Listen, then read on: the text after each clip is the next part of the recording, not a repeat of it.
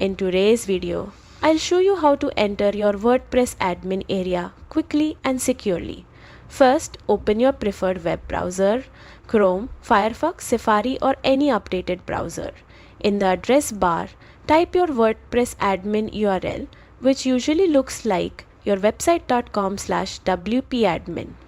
Make sure it's correct so you're directed to the login page. Once there, enter your admin username and password. If you've forgotten your credentials, click Lost Your Password to reset it via your linked email.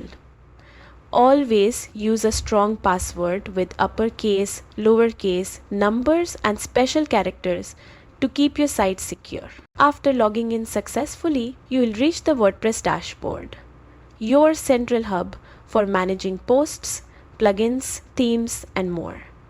Familiarizing yourself with this dashboard helps you fully leverage WordPress's features. Remember to log out after finishing, especially on public or shared computers, to keep your site safe. And that's it. You're now ready to manage your WordPress site efficiently.